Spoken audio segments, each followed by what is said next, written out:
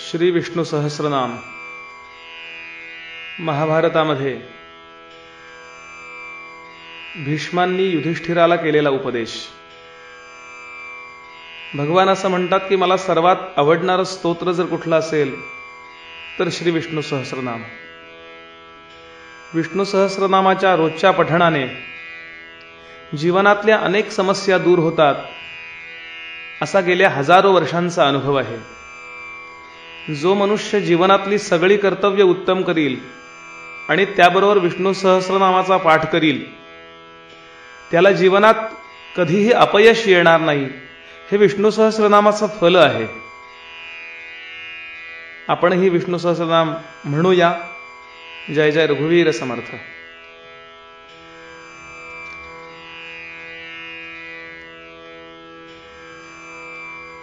शांताकारं भुजगशयनं पद्मनाभं सुरेशं विश्वाधारं गगनसदृशं मेघवर्णं शुभांगं लक्ष्मीकान्तं कमलनयनं योगिभिर्ध्यानगम्यं वन्दे विष्णुं भवभयहरं सर्वलोकैकनाथम्।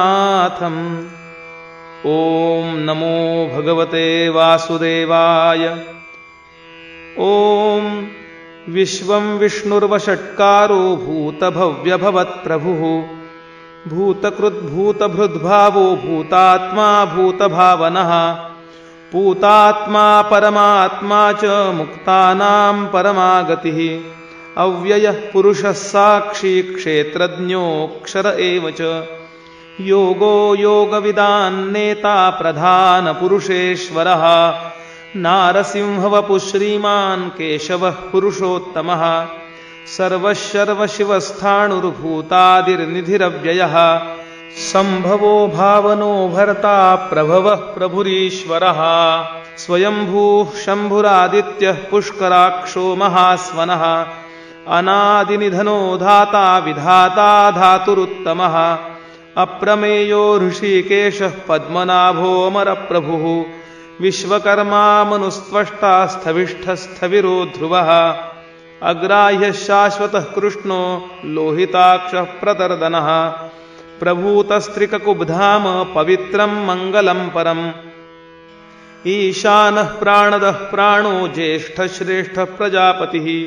हिरण्यगर्भो भूगर्भो माधवो मधुसूदनः ईश्वरो विक्रमी धन्वी मेधावी विक्रमक्रमः अनुत्तमो दुराधर्षः कृतज्ञः कृतिरात्मवान् सुरेशः शरणं शर्म विश्वरेता प्रजाभवः अहः संवत्सरो व्यालः प्रत्ययः सर्वदर्शनः अजः सर्वेश्वरः सिद्धः सिद्धिः सर्वादिर्च्युतः वृषा कपिरमेयात्मा सर्वयोगविनिसृतः वसुर्वसुमना सत्यः समात्मा संमितः समः अमोघः पुण्डरीकाक्षो वृषकर्मा वृषाकृतिः रुद्रो बहुशिरा बभ्रुर्विश्वयोनिः शुचिश्रवाः अमृतः शाश्वतस्थाणुर्वरारोहो महातपाः सर्वगः सर्वविद्भानुर्विश्वक्सेनो जनार्दनः वेदो वेदविदव्यङ्गो वेदाङ्गो वेदवित्कविः लोकाध्यक्षः सुराध्यक्षो धर्माध्यक्षकृताकृतः चतुरात्मा चतुर्व्यूहश्चतुर्दंष्ट्रचतुर्भुजः भ्राजिष्णुर्भोजनं भोक्ता सहिष्णुर्जगदादिजः अनघो विजयो जेता विश्वयोनिः पुनर्वसुः उपेन्द्रो वामनः प्रांशुरमोघः शुचिरूर्जितः अतीन्द्रः संग्रहः सर्गो धृतात्मा नियमो यमः वेद्यो वैद्यः सदा योगी वीरः माधवो मधुः अतीन्द्रियो महामायो महोत्साहो महाबलः महाबुद्धिर्महावीर्यो महाशक्तिर्महाद्युतिः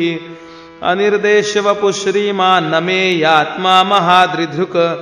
महेश्वासो महीभर्ता श्रीनिवासः सताङ्गतिः अनिरुद्धः सुरानन्दो गोविन्दो गोविदाम्पतिः मरीचिर्दमनो हंसः सुपर्णो भुजगोत्तमः हिरण्यनाभः सुतपाः पद्मनाभः प्रजापतिः अमृत्युः सर्वदृक्सिंह संधाता संधिमान् स्थिरः अजो दुर्मर्षण शास्ता विश्रुतात्मा सुरार्यः गुरुर्गुरुतमो धाम सत्यः सत्यपराक्रमः निमिषो निमिषस्रग्वी वाचस्पतिरुदारधीः अग्रणीर्ग्रामणी श्रीमान् न्यायो नेता समीरणः सहस्रमूर्धा विश्वात्मा सहस्राक्षः सहस्रपात् आवर्तनो निवृत्तात्मा संवृतः संप्रमर्दनः अहः संवर्तको वह्निर्निलो धरणीधरः सुप्रसादप्रसन्नात्मा विश्वभुग्विभुः सत्कर्ता सत्कृतः साधुर्जह्नुर्नारायणो नरः असंख्येयो प्रमेयात्मा विशिष्टः शिष्टकृच्छुचिः सिद्धार्थसिद्धसङ्कल्पः सिद्धिदः सिद्धिसाधनः वृषा हि वृषभो विष्णुर्वृषपर्वा वृषोदरः वर्धनो वर्धमानश्च विविक्तश्रुतिसागरः सुभुजो दुर्धरो वाग्मी महेन्द्रो वसुदो वसुः नैकरूपो बृहद्रूपः शिपिविष्टप्रकाशनः ओजस्तेजोद्युतिधरः प्रकाशात्मा प्रतापनः रुद्धस्पष्टाक्षरो मन्त्रश्चन्द्रांशुर्भास्करद्युतिः अमृतांशूद्भवो भानुश्शशिबिन्दुः सुरेश्वरः औषधं जगतः सेतुः सत्यधर्मपराक्रमः भूतभव्यभवन्नाथः पवनः पावनो नलः कामः कामकृत्कान्तः कामः कामप्रदप्रभुः युगादिकृद्युगावर्तो नैकमायो महाशनः अदृश्यो व्यक्तरूपश्च सहस्रजिदनन्दजित् इष्टो विशिष्टशिष्टेष्ट शिखण्डी नहुषो वृषः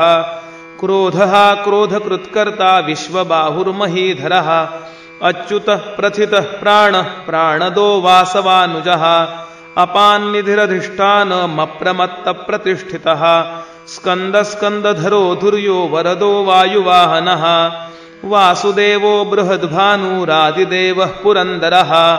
अशोकस्तारणस्तारः शूरः शौरिर्जनेश्वरः अनुकूलश्चतावर्तः पद्मी पद्मनिभेक्षणः पद्मनाभोरविन्दाक्षः पद्मगर्भः शरीरभृत् महर्धिर्रुद्धो वृद्धात्मा महाक्षो गरुडध्वजः अतुलशरभो भीमः समयज्ञो हविर्हरिः सर्वलक्षणलक्षण्यो लक्ष्मीवान् समितिञ्जयः विक्षरो रोहितो मार्गो हेतुर्दामोदरः सहः महीधरो महाभागो वेगवानमिताशनः उद्भवः क्षोभणो देवः श्रीगर्भः परमेश्वरः करणं कारणं कर्ता विकर्ता गहनो गुहः व्यवसायो व्यवस्थानः संस्थानस्थानदो ध्रुवः परर्धिः परमस्पष्टस्तुष्टः पुष्टः शुभेक्षणः रामो विरामो विरजो मार्गो नेयो नयो नयः वीरः शक्तिमतां श्रेष्ठो धर्मो धर्मविदुत्तमः वैकुण्ठः पुरुषः प्राणः प्राणदः प्रणवः पृथुः हिरण्यगर्भः शत्रुघ्नो व्याप्तो वायुरधोक्षजः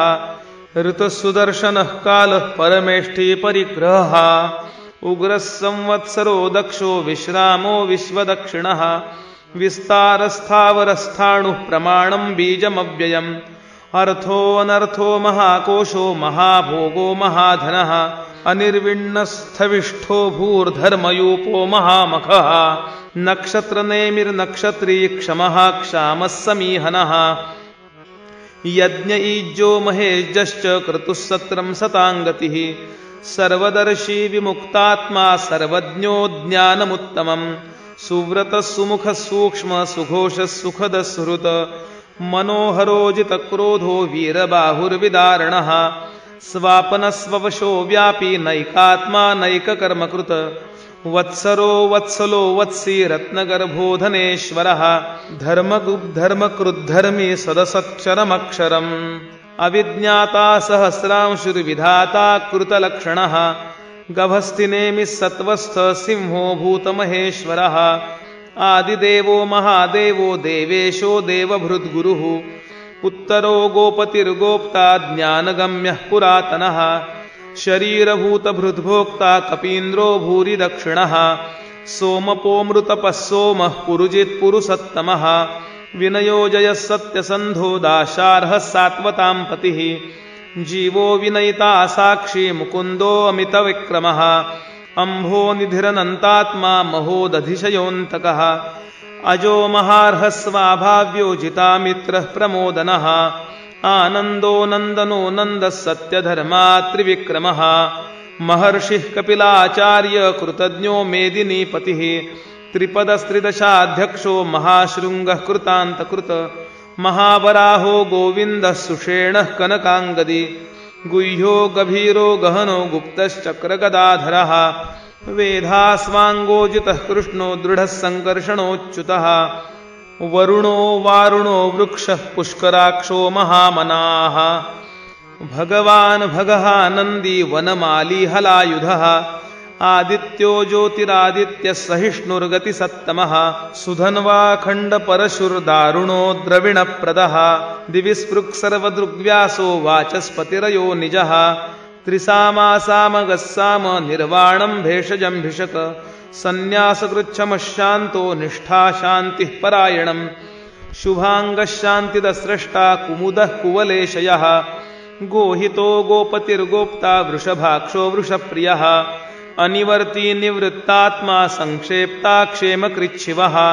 श्रीवत्सवक्षा श्रीवास श्रीपति श्रीमतां वरः श्रीद श्रीश श्रीनिवास श्रीनिधि श्रीविभावनः श्रीधर श्रीकर श्रेय श्रीमान् लोकत्रयाश्रयः स्वक्षस्वङ्गशतानन्दो नन्दिर्ज्योतिर्गणेश्वरः विजितात्मा विधेयात्मा सत्कीर्तिच्छिन्न संशयः उदीर्णः सर्वतश्चक्षुरनीशः शाश्वतस्थिरः भूषयो भूषणो भूतिर्विशोकः शोकनाशनः अर्चिष्मानर्चितः कुम्भो विशुद्धात्मा विशोधनः अनिरुद्धो प्रतिरथः प्रद्युम्नो मितविक्रमः कालनेमिनिः वीरः शौरिः शूरजनेश्वरः त्रिलोकात्मा त्रिलोकेशः केशवः केशिहा हरिः कामदेवः कामपालः कामी कान्तः कृतागमः अनिर्देश्यवपुर्विष्णुर्वीरो नन्तो धनञ्जयः ब्रह्मण्यो ब्रह्मकृद्ब्रह्मा ब्रह्म ब्रह्मविवर्धनः ब्रह्मविद्ब्राह्मणो ब्रह्मी ब्रह्मज्ञो ब्राह्मणप्रियः महाक्रमो महाकर्मा महातेजा महोरगः महाक्रतुर्महायज्वा महायज्ञो महाहविः स्तव्यस्तवप्रियस्तोत्रं स्तुतिस्तोतारणप्रियः पूर्णः पूरयिता पुण्यः पुण्यकीर्तिरनामयः मनोजवस्तीर्थकरो वसुरेता वसुप्रदः वसुप्रदो वासुदेवो वसुर्वसुमना हविः सद्गतिः सत्कृतिः सत्ता सद्भूतिः सत्परायणः शूरसेनो यदुश्रेष्ठः सन्निवासः सुयामुनः भूतावासो वासुदेवः सर्वासु निलयो नलः दर्पः दर्पदो दृप्तो दुर्धरोऽथा पराजितः विश्वमूर्तिर्महामूर्तिर्दीप्तमूर्तिरमूर्तिमान् अनेकमूर्तिरव्यक्तः शतमूर्तिः एको नैकः सवः किं यत्तत्पदमनुत्तमं लोकबन्धुर्लोकनाथो माधवो भक्तवत्सलः सुवर्णवर्णो हेमाङ्गो वराङ्गश्चन्दनाङ्गदी वीरः विषमशून्यो घृताशीरचलश्चलः अमानी मानदो मान्यो लोकस्वामी त्रिलोकधृक् सुमेधा मेधजो धन्यः सत्यमेधाधराधरः तेजो वृषोद्युतिधरः सर्वशस्त्रभृतांवरः प्रग्रहो निग्रहो व्यग्रो नैकशृङ्गो गदाग्रजः चतुर्मूर्तिश्चतुर्बाहुश्चतुर्व्यूहश्चतुर्गतिः चतुरात्मा चतुर्भावश्चतुर्वेदविदेकपात् समावर्तो निवृत्तात्मा दुर्जयो दुरतिक्रमः दुर्लभो दुर्गमो दुर्गो दुरावासो दुरार्यः शुभांगो लोकसारंगः सुतन्तुस्तन्तुवर्धनः इंद्रकर्मा महाकर्मा कृतकर्मा कृतागमः उद्भवः सुन्दरः सुन्दो रत्ननाभः सुलोचनः अर्को वाजसन शृंगी जयन्तः सर्वविजयी सुवर्णबिन्दुरक्षोभ्यः सर्ववागीश्वरेश्वरः महाहृदो महागर्तो महाभूतो महानिधिः कुमुदः कुन्दरः कुन्दः पर्जन्यः पावनो नीलः अमृतांशोऽमृतवपुः सर्वज्ञः सर्वतोमुखः सुलभः सुव्रतः सिद्धः शत्रुजिच्छत्रुतापनः न्यग्रोधो दुम्बरोऽश्वत्थश्चाणूरान्ध्रनिषूदनः सहस्रार्चिः सप्तजिह्वः सप्तैधा सप्तवाहनः अमूर्तिरनघो चिन्त्यो भयकृद्भयनाशनः अणुर्बृहत्कृशस्थूलो गुणभृन्निर्गुणो महान् अधृतस्वधृतस्वास्य प्राग्वंशो वंशवर्धनः भारभृत्कथितो योगी योगीशः सर्वकामदः आश्रमश्रमणः क्षामः सुपर्णो वायुवाहनः धनुर्धरो धनुर्वेदो दण्डो दमयिता दमः अपराजितः सर्वसहो नियन्ता नियमो यमः सत्त्ववान् सात्विकः सत्यः सत्यधर्मपरायणः अभिप्रायप्रियार्होर्ह प्रियकृत्प्रीतिवर्धनः विहाय सगतिर्ज्योतिः सुरुचिर्हुतभुग्विभुः रविर्विरोचनः सूर्यः सविता रविलोचनः अनन्तो हुतभुग्भोक्ता सुखदो नैकजोऽग्रजः अनिर्विण्णः सदामर्षि लोकाधिष्ठानमद्भुतः सनातनतमः कपिलः कपिरव्ययः स्वस्तिदस्वस्तिकृस्वस्ति स्वस्तिभुक् स्वस्ति दक्षिणः अरौद्रः कुण्डली चक्री विक्रम्यूर्जितशासनः शब्दातिगः शब्दसः शिशिरः शर्वरीकरः अक्रूरः पेशलो दक्षो दक्षिणः क्षमिणां वरः विद्वत्तमो वीतभयः पुण्यश्रवणकीर्तनः उत्तारणो दुष्कृतिः पुण्यो दुःस्वप्ननाशनः वीरः रक्षणः सन्तो जीवनः पर्यवस्थितः अनन्तरूपोऽनन्तश्रीर्जितमन्युर्भयापहः चतुरस्रोगभीरात्मा विदिशो व्यादिशो दिशः अनादिर्भूर्भुवो लक्ष्मी सुवीरो रुचिराङ्गदः जननो जनजन्मादिर्भीमो भीमपराक्रमः आधारनिलयो धाता पुष्पहासः प्रजागरः ऊर्ध्वगः सत्पथाचारः प्राणदः प्रणवः पणः प्रमाणं प्राणनिलयः प्राणभृत् प्राणजीवनः तत्त्वं तत्त्वविदेकात्मा जन्म मृत्युजरातिगः भूर्भुवस्वस्तरुस्तारः सपिता प्रपितामहः यज्ञो यज्ञपतिर्यज्वा यज्ञाङ्गो यज्ञवाहनः यज्ञभृद्यज्ञकृद्यज्ञी यज्ञभुग्यज्ञसाधनः यज्ञान्तकृद्यज्ञगुह्य मन्नमन्नाद एव च आत्मयोनिस्वयं जातो वैखानः सामगायनः देवकीनन्दनसृष्टा क्षितीशः पापनाशनः शङ्खभृन्नन्दकी चक्री शार्ङ्गधन्वा गदाधरः रथाङ्गपाणिरक्षोभ्यः सर्वप्रहरणायुधः शङ्खभृन्नन्दकी चक्री शार्ङ्गधन्वा गदाधरः रथाङ्गपाणिरक्षोभ्यः सर्वप्रहरणायुधः शङ्खभृन्नन्दकी चक्री शार्ङ्गधन्वा गदाधरः रथाङ्गपाणिरक्षोभ्यः सर्वप्रहरणायुधः सर्वप्रहरणायुध ओन्नम इति नमोऽस्त्वनन्ताय सहस्रमूर्तये सहस्रपादाक्षिशिरोरुबाहवे सहस्रनाम्ने पुरुषाय शाश्वते सहस्रकोटियुगधारिणे नमो नमः। भगवान श्री गोपाल कृष्ण महाराज की जय। जय जय रघुवीर समर्थ।